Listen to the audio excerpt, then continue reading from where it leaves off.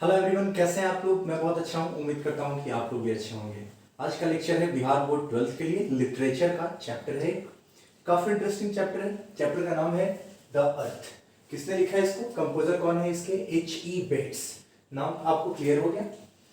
चलिए मैं आपसे एक बात कह दूं कि अगर आपने चैनल को सब्सक्राइब नहीं किया है तो पहले चैनल को सब्सक्राइब कर लीजिए, वीडियो को लाइक कर दीजिए, और सबसे जरूरी बात, अगर ये आपके काम का है तो आप इसको आखिरी तक देखिए। मैं आपको ये भरोसा दिलाता हूं कि इस चैप्टर को पढ़ने के बाद इससे रिलेटेड क्वेश्चंस आपके मन में कुछ नहीं बचेगा, ना ही एग्जाम के लिए कोई और एक्स्ट्रा क्वेश्चन बचेंगे। ठीक है, चलिए तो पहले हम लोग देखते हैं अबाउट द ऑथर। ऑथर के बारे में हम लोग जानेंगे। आप देखिए यहाँ पे क्या क्या बातें लिखी है ऑथर के बारे में। ऑथर के बारे में बताया गया है बॉर्न कब जन्म लिए, तो 1905 1905 कहाँ, तो नॉर्थहैम्पटन कहाँ, सेंट्रल इंग्लैंड की बात है ये। ठीक है, चलिए इनकी मृत्यु कब हुई, तो 1974 1974। ये जाने जाते थे well known as short story writer, छोटी स्टोरी लिखने के लिए ये फेमस थे, जाने जाते थे। नेक्स्ट है also work as a journalist. ये जर्नलिस्ट समझते हो ना, पत्रकार, जर्नलिस्ट का भी काम इन्होंने किया है। First novel was published when he was 21। 21 मतलब ये 21 साल के थे, याद रखेंगे आप। फर्स्ट नोवेल उनका पब्लिश कब हुआ, जब वो 21 साल के थे। कुछ इंपॉर्टेंट वर्क्स लिखा हुआ है यहाँ पर। पहला है fair to the wind for France, 1944 में लिखा गया। दूसरा है द पर्पल प्लेन, कब लिखा गया, 1947 में। तीसरा है द जैकरेंडा ट्री, कब लिखा गया, तो 1949 में। द स्कारसेट स्वॉर्ड, 1951 में। तो मुझे उम्मीद है कि अबाउट द ऑथर, ऑथर के बारे में इससे ज्यादा बात आपसे नहीं पूछा जाएगा एग्जामिनेशन में। इतना अगर आपको याद है तो ये मोर देन इनफ है आपके लिए। आई थिंक काफी है ये चीज। अब हम लोग बात करेंगे चैप्टर की। तो चैप्टर ये है क्या, तो ये एक लड़के की स्टोरी है और एक बच्चे के परवरिश की बात है कि किस तरह से माँ बाप अपने बच्चे की परवरिश करते हैं। तो वो उस परवरिश में कोई कमी नहीं रहने देते हैं। वो सोचते हैं कि हमारा बच्चा जितना बेहतर कर सके और हम अपने बच्चे के लिए जितना बेहतर कर सकें। वो उन्हें लगता है कि शायद ये कम ही है, लेकिन बच्चे क्या करते हैं कि अपनी कनिंगनेस, अपनी चतुराई, जिसको वो वाइजफुलनेस समझते हैं, उसे बुद्धिमानी समझते हैं, पर हकीकत में वो सिर्फ चतुराई है, क्लेवरनेस है, कनिंगनेस है, वो धूर्तपन है उनका, और कुछ नहीं है बच्चे। ये स्टोरी है इसमें कि किस तरह से एक माँ बाप अपने बच्चे को पाल पोस करके बड़ा करते हैं और एट लास्ट वही बच्चा उनको उस घर से निकाल देता है, बाहर फेंक देता है उससे। चलिए आइए सबसे पहले समझते हैं इस चैप्टर का title the earth. The earth, earth है जमीन के लिए, जमीन के टुकड़े की बात हो रही है यहाँ पर। ठीक है, अब आप ध्यान से सुनेंगे मेरी बात, मैं जो बोलते जा रहा हूँ, क्योंकि ये स्टोरी है काफी इंटरेस्टिंग है, तो ध्यान से सुनेंगे तो मजा आएगा। लेकिन अगर आप ध्यान नहीं देंगे तो फिर स्टोरी में वो बात नहीं रह जाएगी। देखिए ये स्टोरी है एक लड़के की। ध्यान से देखो इधर, ये लड़का है जिसका नाम है बेंजी। क्या नाम है इसका, बेंजी, BENJY, बेंजी। इसके माँ बाप हैं, ये देखो जी, ये माँ बाप, मतलब मैं उल्टा बोल रहा हूं, ये माँ ये बाप। ठीक है, थोड़ा सा स्टाइलिश बना दो पापा। देखिए इनके माँ बाप का नाम है Mrs and Mr Johnson. Mrs and Mr Johnson के नाम से जाने जाते हैं। मिसेज मतलब इसकी मम्मी और मिस्टर मतलब पापा। बच्चे ख्याल रखेंगे आप, बेसिक जनरल नॉलेज की भी बात है कि हमेशा हम मिसेज पहले लिखेंगे फिर मिस्टर लिखेंगे। कभी भी आप कंफ्यूजन में आकर के मिस्टर एंड मिसेज नहीं लिखेंगे, अच्छा नहीं लगता है। अब देखो एक बात समझो कि ये एक लड़का कब कितने साल का है, तो 12 इयर्स ओल्ड, ये 12 साल का एक लड़का है और ये अपने माँ बाप का इकलौता बेटा है। समझो पहले ये लड़का कैसा है, तो ये लड़का है सिंपल माइंडेड। ध्यान रखेंगे आप इस बात को, कैसा लड़का है ये, सिंपल माइंडेड। देखिए बताया जा रहा है इस स्टोरी में, ऑथर कह रहे हैं कि देखिए आप उस बच्चे को इनसेन, आप उस बच्चे को पागल नहीं कह सकते हैं। ठीक है, वो कैसा है, तो सिंपल माइंडेड है, बाकी बच्चों की तरह नहीं है, बाकी बच्चों की तरह होशियार नहीं है, दुनियादारी का उसको ज्ञान नहीं है। मतलब आपने कहा उससे कि खड़े हो जाओ तो वो खड़ा हो जाएगा, आपने कहा बैठ जाओ तो बैठ जाएगा।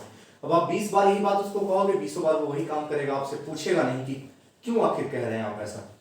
हाँ, अगर उसे मन नहीं है वो नहीं खड़ा होगा, उसे मन नहीं है वो नहीं बैठेगा, लेकिन आपसे क्वेरी नहीं करेगा, दिमाग नहीं खर्च करेगा। जैसे कुछ लोग ऐसे होते हैं सिंपल माइंडेड, इतने सिंपल माइंडेड कि आप उनसे कहोगे कि जाओ बाजार से गोभी 1 kg लेकर के आना, शाम में सब्जी बनाना है, वो जाएगा, गोभी उसको नहीं मिलेगा, वो खाली हाथ वापस आ जाएगा।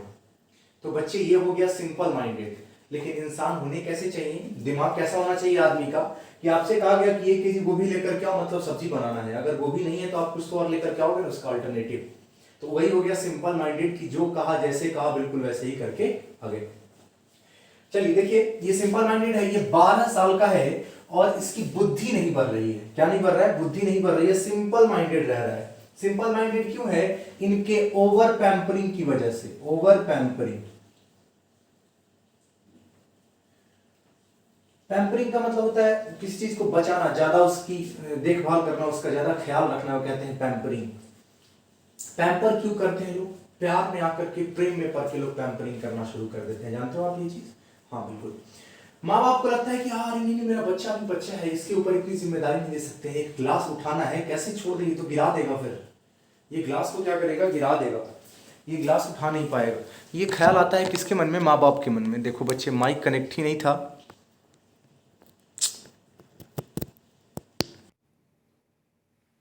ये ख्याल आता है माँ बाप के मन में कि मेरा बच्चा जो है वो बहुत छोटा है अभी, ये ऐसा नहीं कर पाएगा। लेकिन बच्चे धीरे धीरे बड़े होते हैं और समय के अनुसार उनके ऊपर जिम्मेदारी देना चाहिए, तभी जाकर के वो क्या होते हैं? होशियार होते हैं। देखिए ये 12 साल का है, तब इसके माँ बाप डॉक्टर के पास जाते हैं, डॉक्टर से मिलने के लिए जाते हैं, उनसे सलाह लेते हैं कि डॉक्टर साहब क्या करें, इसकी बुद्धि में वृद्धि नहीं हो रही है, इसकी बुद्धि में वृद्धि नहीं हो रही है। इस डॉक्टर के पास माँ बाप पिछले 30 सालों से विजिट कर रहे हैं, या शायद उससे भी ज़्यादा, 30 ईयर्स और मोर, 30 सालों से या शायद उससे भी ज़्यादा। तो 30 साल भी अगर आप मान करके चलोगे तो ये 12 साल का है, ये लड़का 12 साल का है और 30 साल से विजिट कर रहे हैं। मतलब इसके जन्म के 18 साल पहले से ये डॉक्टर को विजिट कर रहे हैं। मतलब कि इस बच्चे के जन्म में काफ़ी परेशानी आई होगी, बड़ी मुश्किल के बाद इस बच्चे का जन्म हुआ होगा।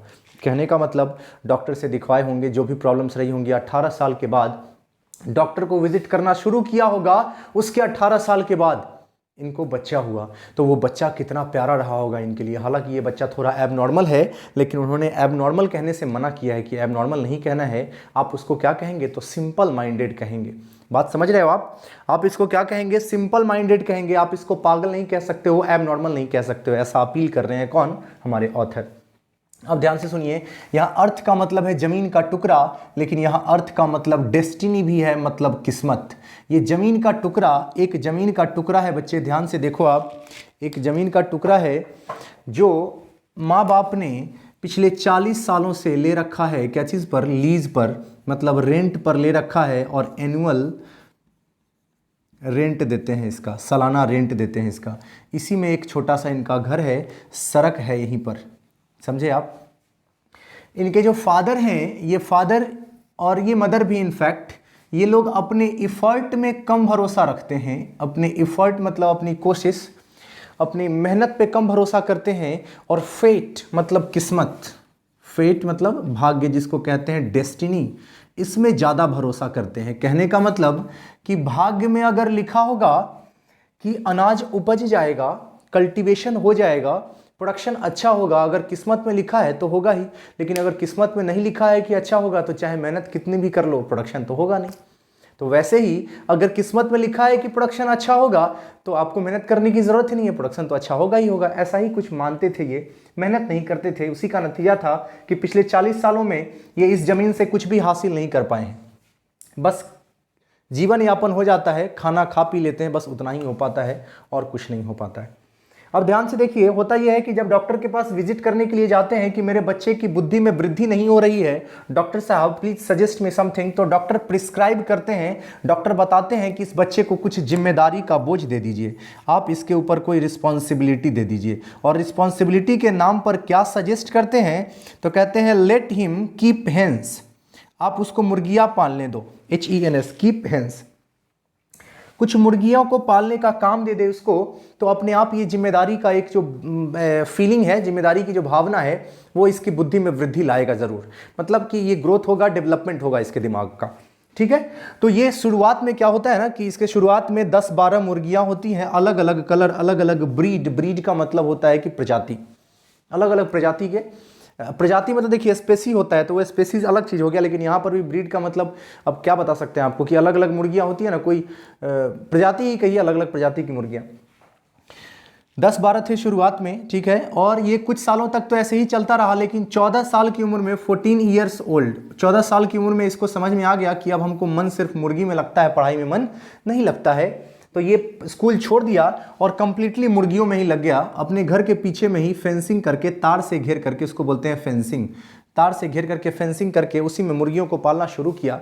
अब धीरे धीरे मुर्गियां बढ़ती गई, धीरे धीरे मुर्गियां बढ़ती गई, मुर्गियों की संख्या बढ़ती गई। अब क्या होता है कि लगभग सप्ताह में 50 अंडे हो जाते हैं, लगभग सप्ताह में लगभग 200 अंडे हो जाते हैं। 50 मुर्गियां हैं, 50 हेन्स, 50 मुर्गियां हैं इसके पास, जो सप्ताह में लगभग कितने अंडे दे देते हैं, तो 200 अंडे देते हैं। जो ये बगल के एक गांव में जा करके, कैस्टर नाम है गांव, ये शहर का, टाउन का नाम है कैस्टर, वहीं पर जा करके उसको बेच आता है जा करके, ठीक है। पहले तो शुरुआत में बहुत कम अंडे होते थे तो घर के सामने यहीं पर बेच दिया करता था, लेकिन अब बगल के एक शहर में, छोटा सा शहर है, वहीं पर लेकर के जाता है बेचने के लिए। 4-5 साल बीतेगा, जैसे जैसे वक्त बीतेगा ये काफ़ी फेमस होता जाएगा, इसके पास मुर्गियां बढ़ती जाएंगी। ये पूरा समय अपना मुर्गियों को देता है, इसको एक ही चीज़ समझ में आती है, मुर्गियां मुर्गियां मुर्गियां, बस और कुछ नहीं। इसको इतना ही समझ में आता है कि मुर्गियों को पालते हैं ताकि ये अंडे दे, और अंडों को बेचा जाता है ताकि उससे पैसे आए। यही 2 बात इसके जीवन में सिर्फ समझ में आता है, और कुछ समझ में नहीं आता इसको, ठीक है। अब आप ध्यान से सुनो मेरी बात को।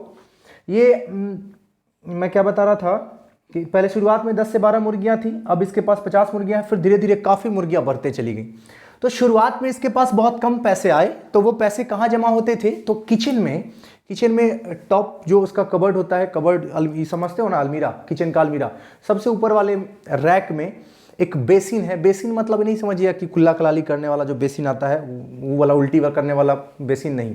बेसिन यहाँ पर है चुक्का, जो समझते हो ना, क्या बोलते हो, गुल्लक, हाँ, उसकी बात हो रही है कि उसी में शुरुआत में पैसे जमा होते थे। लेकिन जब काफ़ी ज़्यादा मुर्गियाँ हो गई, अंडे बहुत ज़्यादा होने लगे और अब पैसे बहुत आ रहे हैं, तो माँ बाप ने बेंजी के नाम से ही बैंक में अकाउंट खुलवा दिया और उस पासबुक को अपने पास ही रखा, क्योंकि वो 21 साल का भी नहीं था, उसकी उम्र कम थी। 21 का हो जाएगा तब उस पासबुक को उसको हैंड ओवर कर दिया जाएगा। दिन रात एक करके मेहनत करके और वो मुर्गियों में लगा रहा, और एक दिन ऐसा आया कि वो 21 साल का होने वाला था। उसके फादर जो कि प्रीचर थे, उपदेश देने वाले थे, बहुत उपदेश देते थे फ्री का, और ऊपर से बातूनी तो गजब के थे, बात इतना ज़्यादा करते थे कि ये घर से निकलते थे, खेत में जाना होता था कुछ काम करने के लिए, जैसे पानी पटाने के लिए, उसमें से वीड्स को निकालने के लिए। वीड्स समझते हो, अनवांटेड प्लांट्स, जो जिसको बोलते हैं ना, खेत में बेवजह के जो प्लांट्स उग जाते हैं उनको निकालने के लिए, तो वो अनवांटेड प्लांट्स को ही वीड्स कहते हैं। उनको निकालने के लिए जाना होता था,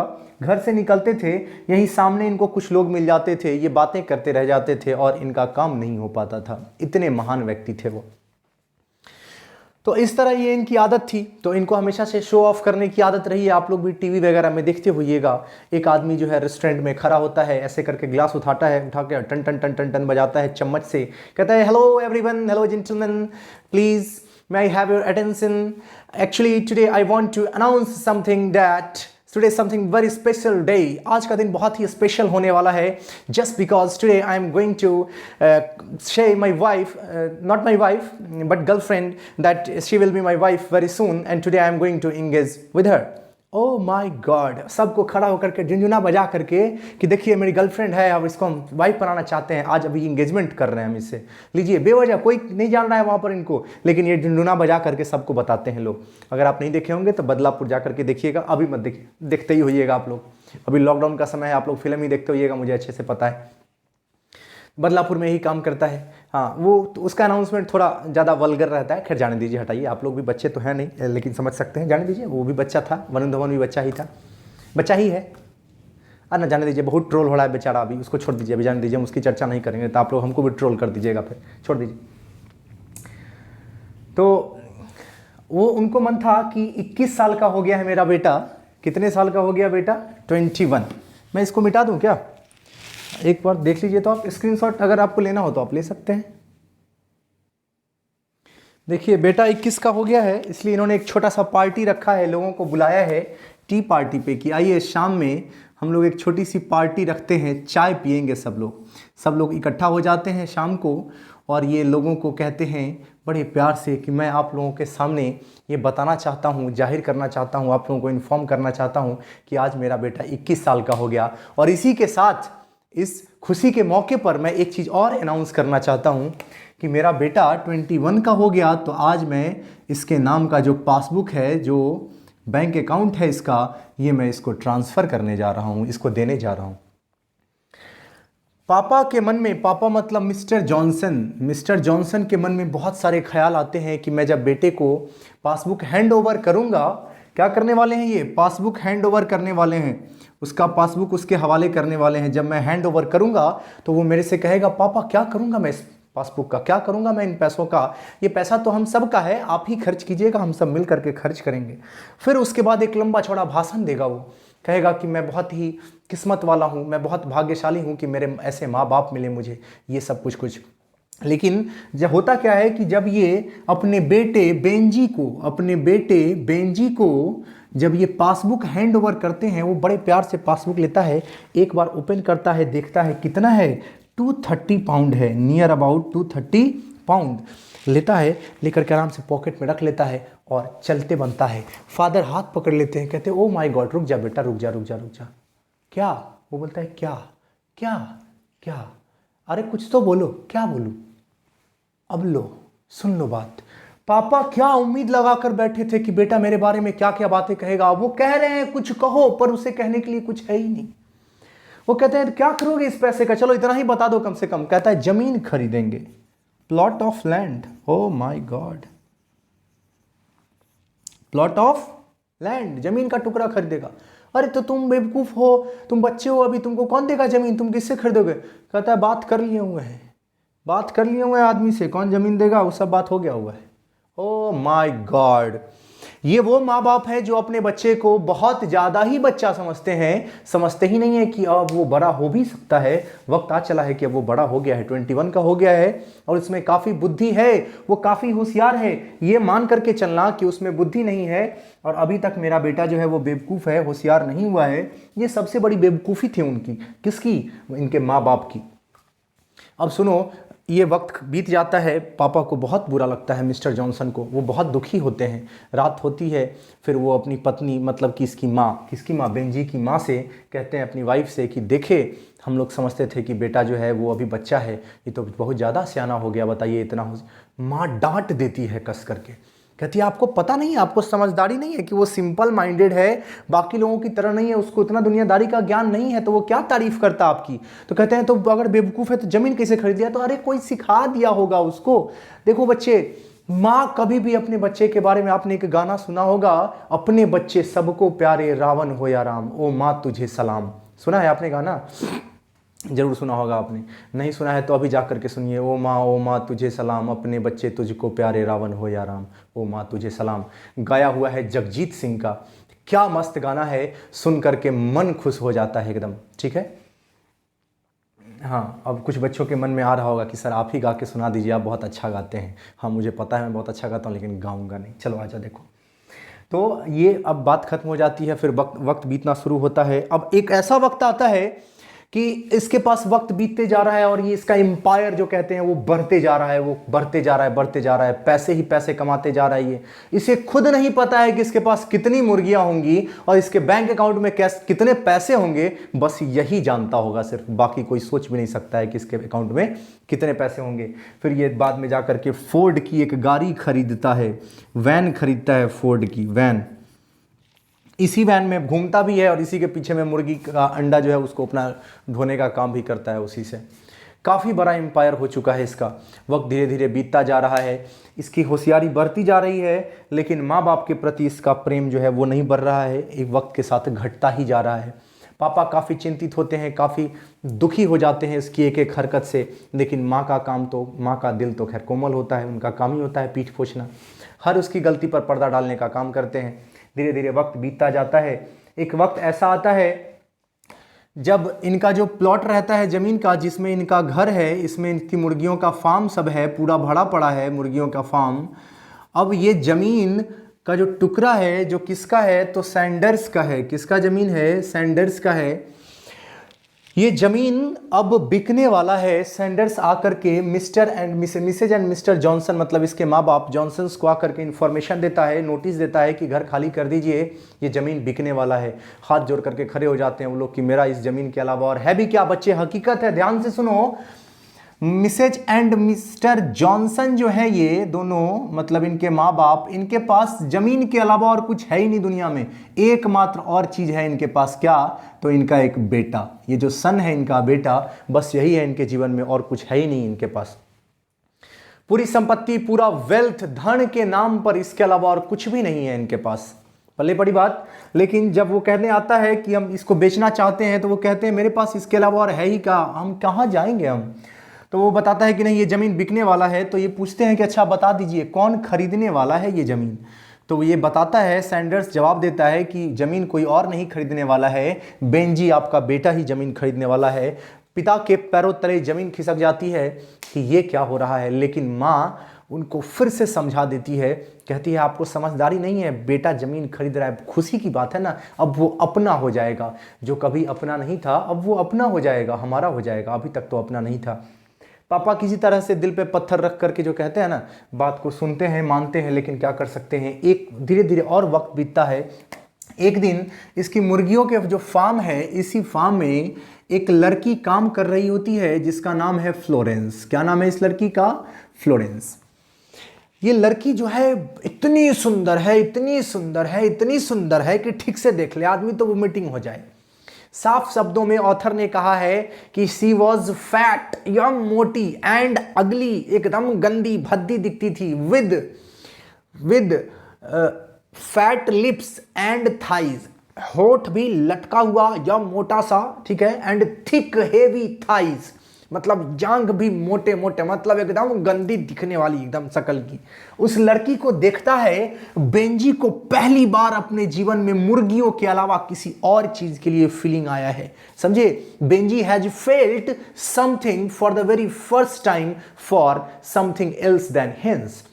मुर्गियों के अलावा किसी और चीज के लिए पहली बार बेंजी फील किया है। पहले सिर्फ मुर्गियों के लिए ही फील आता था कि आहा हा मुर्गियां हैं, मतलब अंडे देंगी, बेचेंगे, पैसे आएंगे।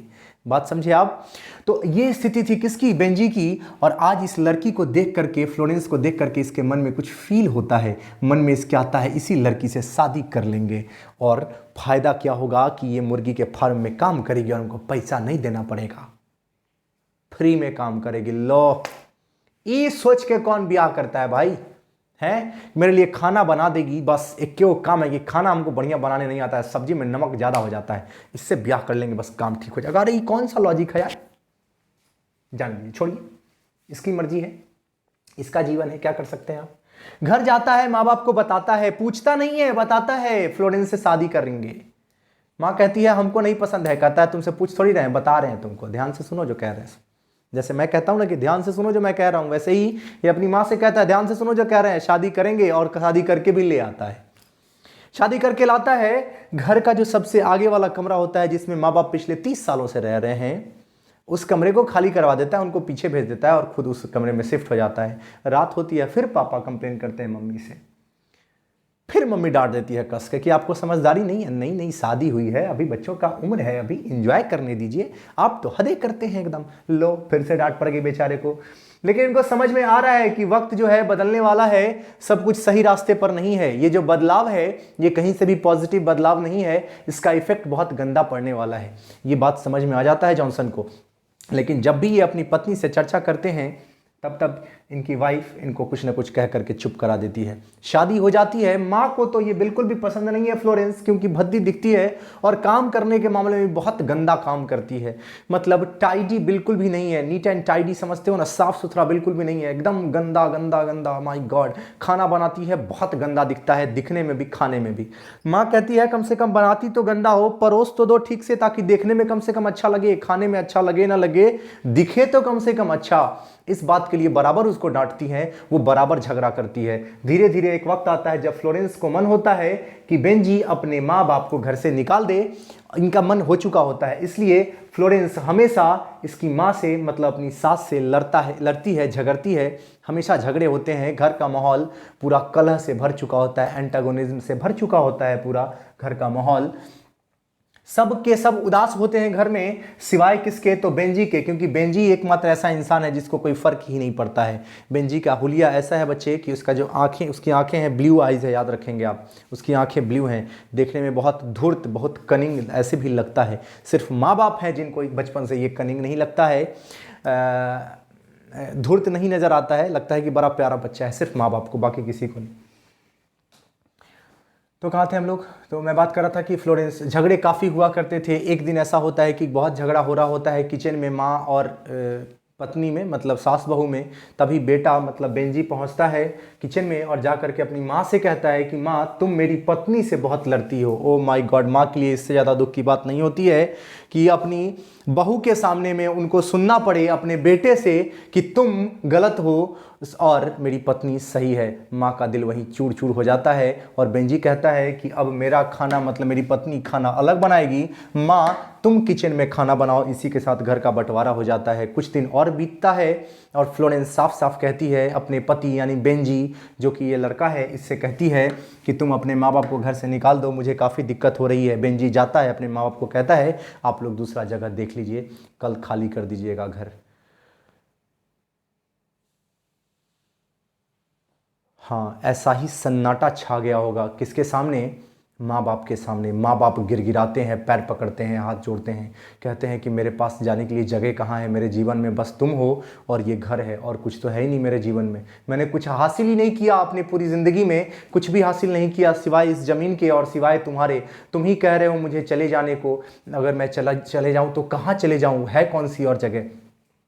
बात खत्म हो जाती है। कल सुबह उठ करके माँ बाप के उठने से पहले उनका सामान पैक होकर के इसी वैन में रखा जा चुका होता है। माँ बाप को जबरन खींच करके उस वैन में बैठाता है, ले जा करके बीच शहर में छोड़ देता है, जहां पर माँ बाप को समझ नहीं आ रहा है कि आगे जाएं या पीछे जाएं, क्योंकि उनको पता ही नहीं है किधर आगे है किधर पीछे है। क्यों?